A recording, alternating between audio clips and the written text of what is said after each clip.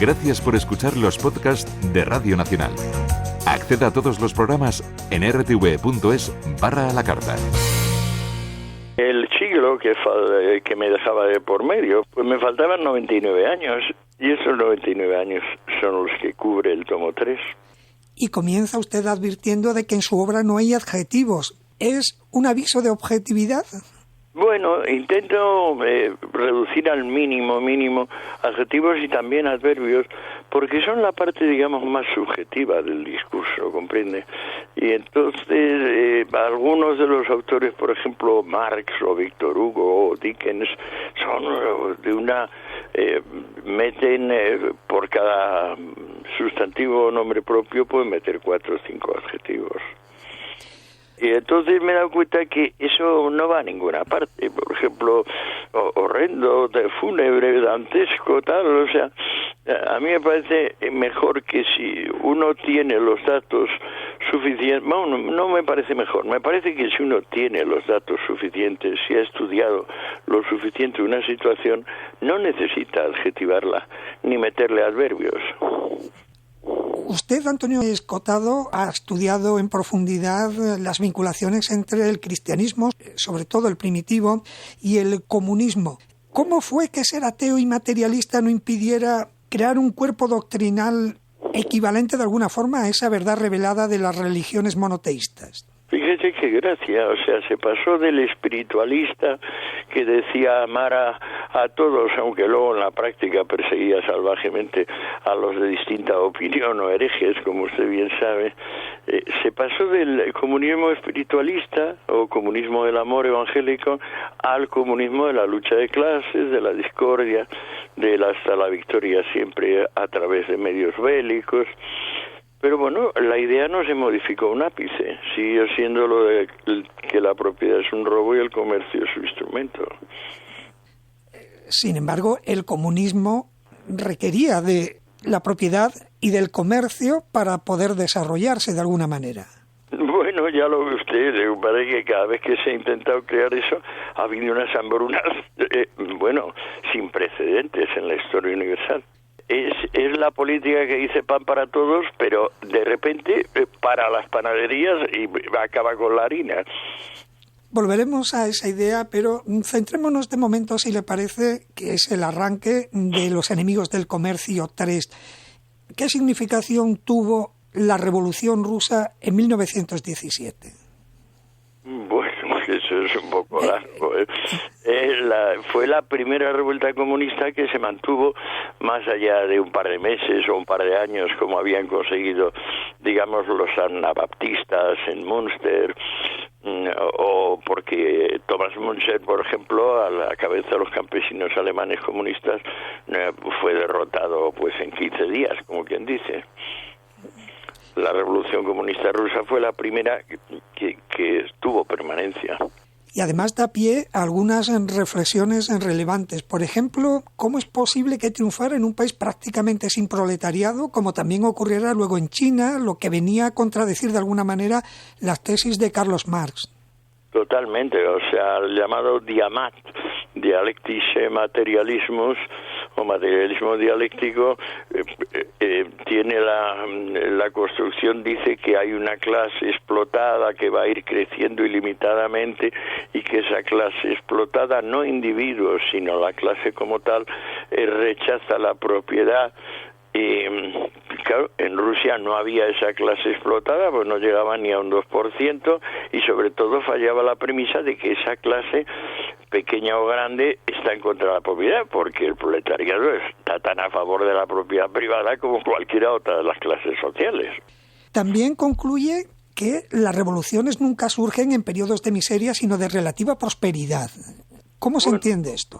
No es que, digamos, es una cosa que me lo va mostrando la historia. Cuando yo empecé esta investigación pensaba en todo menos eso, pero es que tantas cosas han cambiado al ponerme a mirar las fuentes primarias detenidamente, que yo diría que prácticamente el libro es una colección de errores míos rectificados, pero errores que vienen de lo que me enseñaron en la escuela y en la universidad. Es que la historia de este fenómeno está tan increíblemente sesgada o ignorada que bueno, me alegro mucho de haber podido, aunque me haya tomado casi 20 años, terminar el trabajo, porque es que no tiene nada que ver los hechos establecidos ahora del el nivel de cosas antes de que me pusiera a trabajar. O sea, es que prácticamente todo lo que se dice es falso, insuficiente, lacunario o sesgado. Todo. Para empezar, por ejemplo, detalles como que todos los líderes comunistas son señoritos, hijos de papá, gente que han vivido el sablazo, y la mayoría de ellos personas pusilánimes, que les da muchísimo miedo esgrimir un arma o ver que esgrimen un arma. Todo esto yo no me lo podía ni imaginar hace 10 o 15 años, pero sin embargo así es. Y en ese sentido, en una revolución, ¿qué es más decisivo? ¿Esos líderes que usted califica como factores individuales o las masas, esa apelación al pueblo? Pues fíjese, lo de las masas es una premisa o digamos es una hipótesis, pero no se ha confirmado en un doble sentido. En el sentido de que las masas no quieren abolir la propiedad privada y no se ha observado en el sentido de que las masas votan comunista. O sea, nunca han votado más allá de un 30% o un tercio comunista. Nunca. Eso es en el caso máximo de votación favorable. Normalmente han tenido un 8, un 7, a veces un 2, como mucho un 12, como mucho. De modo que son dos premisas, la de la existencia de la masa y la de que el contenido espiritual de la masa es la emancipación del comercio y la propiedad, que simplemente no se han visto confirmadas por los hechos. La gran figura de la Revolución Rusa es Lenin. Normalmente, entre la élite de izquierdas, entre los intelectuales de izquierdas, ha sido común defender a Lenin en detrimento de Stalin. Sí, sí. Pero usted los equipara de alguna manera como procedentes de una misma matriz, que es el marxismo, el comunismo científico. Bueno, en realidad lo que pongo de relieve a través de cartas, memorandos, declaraciones de Stalin, es que si hubo un hombre vivo al que Stalin respetase, uno, porque él decía que tenía el corazón muy duro y muy negro, decía Stalin de sí mismo, fue Lenin. Y el esfuerzo que hizo de derogar la nueva política económica de Lenin, que retrocedió un poco admitiendo un pequeño comercio minorista y tal, eso lo hizo por fidelidad a Lenin, porque a Lenin le dolió muchísimo verse obligado a retroceder con la nueva política económica. De modo que el que diga que Stalin no aplicó a Lenin, pues simplemente es que no está informado. Hay unos 4.000 documentos en el Marxist Internet Archive sobre Lenin y unos 2.000 y pico sobre Stalin. Yo me he tomado el trabajo de leérmelos todos. Muchos de ellos son pequeñas hojitas, notas, etcétera. Otros son libros o conferencias. En ninguna de esas, digamos, miles y miles de páginas he encontrado la menor opinión desfavorable de Stalin hacia Lenin. La revolución devora a sus hijos, se suele decir, y en la soviética el eliminado a favor de Stalin fue Trotsky, al que usted califica como el más brillante de los dirigentes bolcheviques. Bueno, yo lo califico y lo califican todos sus contemporáneos. O sea, una de las cosas que le costó a Trotsky más fue eso, ser un hombre brillante, muy guapo, muy fuerte, en una sociedad donde los últimos habían decidido ser los primeros, y donde precisamente pues se había desencadenado el rencor social. Y claro, pues este señor tenía demasiadas cualidades como para no ser una persona, un rico de espíritu, que es precisamente lo que condena la primera bienaventuranza del Evangelio, que dice: benditos sean los pobres de espíritu. Esa riqueza física y intelectual de Trotsky pues tenía que indignar, y efectivamente indignó, provocó muchísima resentimiento en Rusia. Aparte de que él era un hombre muy arrogante, muy suyo, muy personal, o sea, en realidad no tenía amigos, etcétera, o sea, un carácter, digamos, muy encerrado en sí mismo. No digo yo que no le pasase lo mismo a su manera a Lenin y a Stalin, porque eran en general héroes muy circunspectos. Hay, Antonio Escotado, una aspiración utópica inicial, podríamos denominarla, en el comunismo primario, de engendrar un hombre nuevo. Usted lo plasma en una cita de Gorky: por la fuerza será arrastrada la humanidad a ser feliz. Sí, eso lo dijo el mismo día que dieron el golpe de Estado. Sin embargo, de aquello duró poco, ¿no? La dictadura del proletariado se instauró inmediatamente.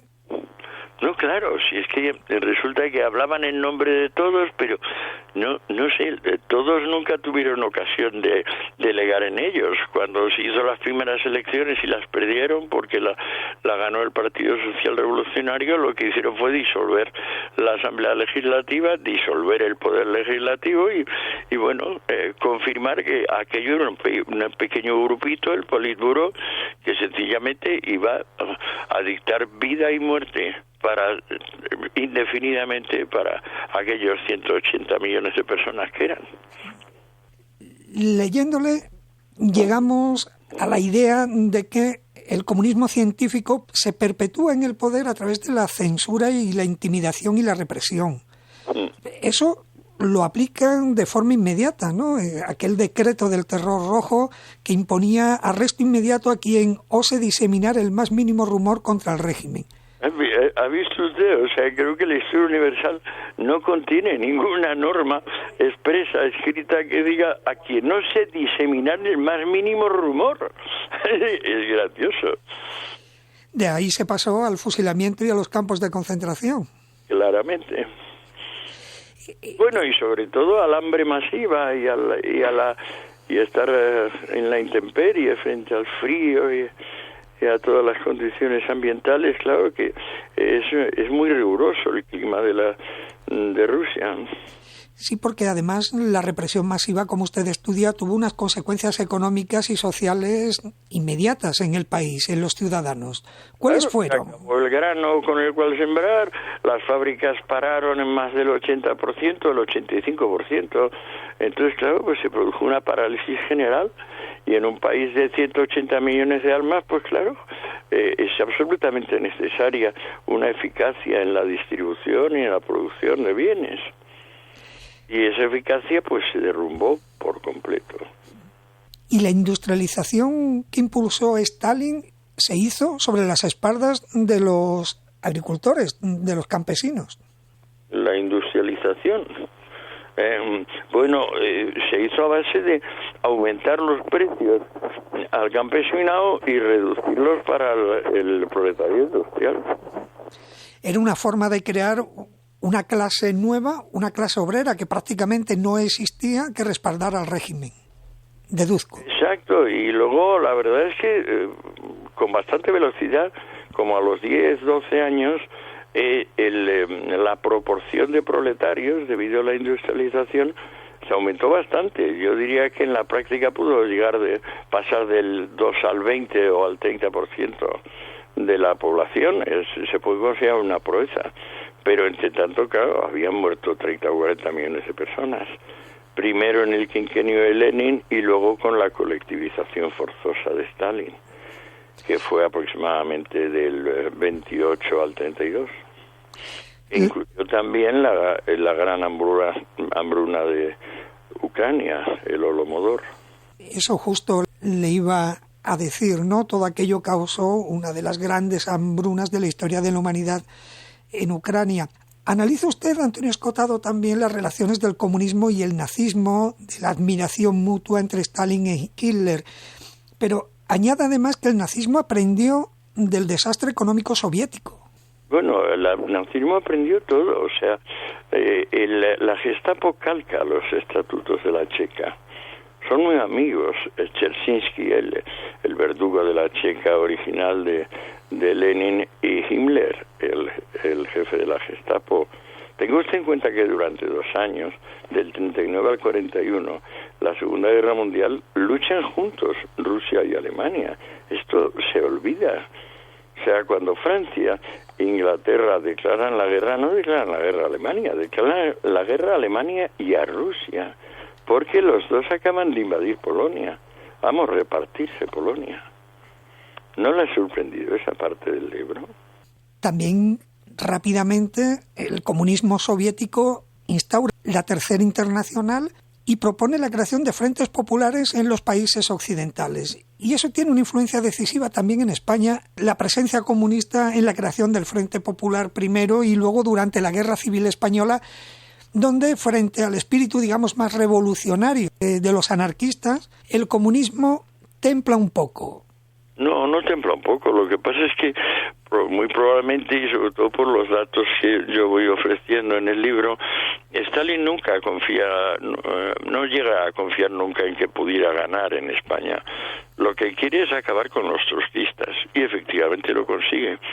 Asesina salvajemente a Andreu Nin, que es el jefe, y bueno, prácticamente desde las jornadas de mayo del 37, pues se hacen con todos los resortes del poder, aunque ellos mismos reconocen que no llegan al 5% del voto. El comunismo ha fascinado históricamente a muchísimos intelectuales, a muy sólidos intelectuales. ¿Cómo explica usted esta atracción por esa ideología? Luego cada cual se ha escurrido como ha podido, unos desertaron antes, otros dijeron que desconocían lo que pasaba, pero muchos mantuvieron su fidelidad casi hasta el final.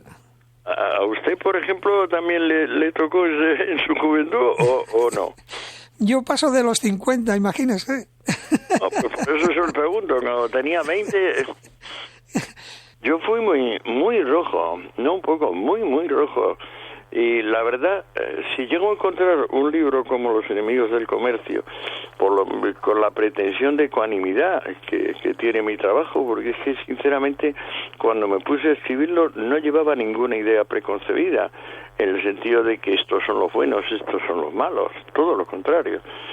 Lo que quería es aclararme por qué demonios había sido yo tan tremendamente rojo y por qué había dejado de serlo. Y si era una cuestión meramente de que había salido mal diversas experiencias históricas, o es que había algo en el contenido, en las bases, en las premisas, que era, digamos, autocontradictorio o incoherente. De todos esos intelectuales, ¿hay alguno que le haya interesado especialmente, que tenga una significación especial por su actitud, por su implicación, por su denuncia, antes o después? Pues bueno, otra cosa que hace el libro es distinguir entre intelectuales y sabios, o intelectuales y profesionales. Define al intelectual como el profesional de la falta de profesión y el experto en concitar resentimientos. Y una y otra vez insiste, el libro, porque a través de Schumpeter, a través de Raymond Aron, a través de Max Weber, pensadores como estos tres que les digo, recién citado, o Hayek, que lo que se dan cuenta es la diferencia radical entre personas que estudian una cuestión para saber qué van a pensar, es decir, personas capaces de cambiar de idea, y cultivadores de la idea fija, es decir, personas que tienen una idea que no van a cambiar y entonces escriban una página o 10.000, esa va a ser de confirmación de su idea, no de investigación de lo que ha pasado o de lo que otros piensan. Usted es crítico con la expansión soviética a raíz de la Segunda Guerra Mundial, pero también lo es luego con la actitud de los Estados Unidos en la Guerra Fría y todo el complejo militar industrial que crea con el respaldo de los países occidentales. ¿Cómo fue el desarrollo histórico de esa disputa entre los dos grandes imperios que han dominado Europa prácticamente en la segunda mitad del siglo XX? Bueno, la Guerra Fría en parte hizo que los americanos saliesen de su aislacionismo tradicional y se pusieran a proteger al planeta entero, Igual que los rusos decían también que ellos protegían al planeta entero del imperialismo americano, ¿no? Lo que pasa es que pues esos 30 o 40 años de Guerra Fría nos enseñan muchísimas cosas. Y una de las que nos enseñan es que los americanos desde los años 60 o así, muy perjudicados por la masacre en Vietnam, pues empiezan a corromperse, empiezan a parecerse en las trampas y en los engaños a los propios rusos, a los soviéticos. Y pues eso, desde las trampas de enviar heroína en masa de los cadáveres de los marines repatriados desde el sudeste, a los asuntos de la cocaína para sufragar a la contra nicaragüense. O sea, ya empiezan a meterse en aguas turbias como las de la Checa o las de la Gestapo. ¿La reacción anticomunista en Occidente está en el origen del estado del bienestar o también hay una evolución, digamos, de las derechas europeas? Pues ya lo ve usted, el libro dice que hay una convergencia. Por un lado, todos los demócratas se vieron atemorizados por el llamamiento a la lucha de clases y a la guerra civil que emitió Marx y que luego puso en práctica Lenin y sus sucesores. Y en este sentido, pues claro, mucha de la pseudodemocracia que había por el mundo, que le voy a decir Somoza, Trujillo, todo este tipo de caudillo, que lo único que tiene como ventaja es ser muy de derechas, muy conservador, ese empezó a ser atacado a raíz del marxismo. Pero luego es evidente que en el estado del bienestar colabora lo que antes se llamaba derecha y hoy yo llamaría centro, porque claro, es la buena parte de la clase media y es quien puede pagar impuestos y quien sufraga los servicios sociales, los seguros sociales y el gasto que supone el estado del bienestar. Y en su opinión, ¿qué llevó a la degradación, a la ruptura interior de los regímenes comunistas hasta el punto de su destrucción simbolizada en 1989 con la caída del muro de Berlín? Bueno, ellos murieron solos, o sea, es un caso de implosión. Hay instituciones que mueren de éxito. Esta muere de fracaso literal. Y además luego el libro también describe qué pasa desde el 91, porque no le va nada bien a Rusia después de dejar la Unión Soviética, a pesar de que dispone, pues eso, les sale por las orejas el petróleo, el gas natural y tiene las minas y la riqueza del subsuelo correspondiente a la enorme tamaño del país, ¿no? O sea, en realidad, pobre país. Van sufriendo. Cuando llegó Lenin estaban a punto de cumplir el milenio de égida zarista, pero los 80 años de égida soviética fueron todavía más salvajes. Y luego lo que ha seguido tampoco está claro, que este pobre pueblo sea capaz de quitarse encima los horrores, aparte de que sigue estadísticamente cumpliendo unos máximos dantescos de violencia intrafamiliar, de familias monoparentales, de infanticidios, de abortos, de alcoholismo, de muertos, de suicidios, en fin. Tras la caída del muro de Berlín se dijo que era el gran triunfo del capitalismo, pero usted mantiene que los enemigos del comercio continúan. ¿A qué se debe? Bueno, la semilla empezó con las guerras civiles judías, poco antes de que fuera conquistado el país por Roma, y desde entonces pues es una semilla que cuando viene una buena circunstancia florece, cuando viene mal dada se vuelve a situar en estado de espora, de semilla, y yo no veo que haya ninguna perspectiva de que desaparezca el comunismo de la tierra, o sea, porque si definimos realmente el comunismo como lo que es proponer la discordia como camino hacia un mundo mejor y proponer la igualdad material como camino hacia un mundo mejor, pues bueno, esto yo diría que está intacto. porque los que no quieren saber, pues no quieren saber. Es decir, en mi libro lo he comprobado, tanto este tomo como los dos anteriores, son para mucha gente una blasfemia. O sea, ¿pero por qué habla de esto? ¿Por qué se ocupa de esto? ¿Por qué está hurgando aquí? Lo mismo me pasó cuando me puse a hacer una historia de las drogas. Sí, pero ¿usted por qué habla de esto? ¿Por qué investiga de esto? Esto es un tema que no le interesa. En ese sentido, de regreso a la realidad española, si me permite, no se resiste a hablar de Podemos e incluso ha expresado su interés por entrevistarse con Íñigo Errejón, que representa una de las corrientes. Empezó diciendo que con Iglesias, lo que parece que como veo que no hay respuesta, se me ocurrió lo de Errejón, pero a mí me encantaría hablar de lo que quieran, cuando quieran, con relojes de ajedrez.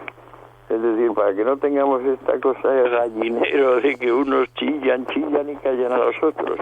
Simplemente con relojes de ajedrez, un cuarto de hora, media hora cada uno, una hora, lo que quiera, de lo que quiera, cuando quiera. Y como defensor del comercio, ¿qué opina de algunas de estas propuestas de la izquierda actual relativa a un mayor control del mercado, el control sobre los bancos, una renta básica para todos los ciudadanos, ayudas sociales? Son 4 cosas. Pregúnteme una sola y podré contestar. ¿Es preciso controlar el mercado? Bueno, a ver quién lo sabe hacer, porque ellos lo hicieron durante 80 años y consiguieron matar de hambre a la mitad del país. Vamos a ver, o sea, el que diga cómo hacer eso en la práctica, el que se dé cuenta de que es un objeto hipercomplejo, donde están actuando pues a lo mejor 2-3 mil millones de personas cada segundo, todos los días, cada segundo. ¿Cómo organizar eso? De manera que 10, 15 personas, 5 personas den las órdenes oportunas para que funcione automáticamente y mejor y sin las alzas y bajas de confianza que padece el mundo próspero. Bueno, si encuentran esa solución, que la expresen. Yo todavía no he leído nada concreto sobre eso. No le pregunto entonces sobre esas ideas anarquistas, sobre la evolución del trabajo, la sociedad del ocio, el hermanamiento universal. Bueno, yo siempre he sido anarquista y lo sigo siendo. Tengo un alma anarquista, como creo que la tiene todo pensador y toda persona, digamos, con simpatía hacia la especie, toda persona empática. Lo que pasa es que una cosa es el anarquismo teórico y otra cosa es la aplicación práctica. Lo que se llama capitalismo privado, porque capitalismo ha habido siempre, o sea, era el que, por ejemplo, la Unión Soviética, un modelo de capitalismo estatal. Lo que pasa es que el capitalismo privado es básicamente anarquismo. Muchas veces se ha llamado anarcocapitalismo. Hayek se definía a sí mismo como anarcocapitalista. Y parece ser que se ha impuesto a Keynes. Bueno, esto va por ciclos. Cada vez que llegan épocas de verdad muy duras, recurrimos a Keynes porque es una filosofía, una economía de crisis. Cada vez que vienen menos duras y hay una afluencia larga, volvemos a Hayek. En definitiva es apretar o soltar el interés del dinero. ¿Y hay motivos, Antonio Escotado, para mantener confianza, esperanza en que mantendremos el progreso técnico, moral, económico, o vamos al colapso? Pues no, vamos al colapso, seguro que nunca hemos estado más lejos del colapso que ahora. Eso es lo único que podemos asegurar. Pero la incertidumbre es el espacio y el tiempo donde vivimos. Sin incertidumbre, además, sería imposible existir. Imagínese usted o yo que supiéramos el momento y forma de nuestra muerte, aunque fuera muy remota, no podríamos seguir viviendo cada día. La incertidumbre nos hace libres. Y la utopía, porque, si me permite, yo entiendo los enemigos del comercio, entre otras muchas ideas, como un gran alegato contra la utopía.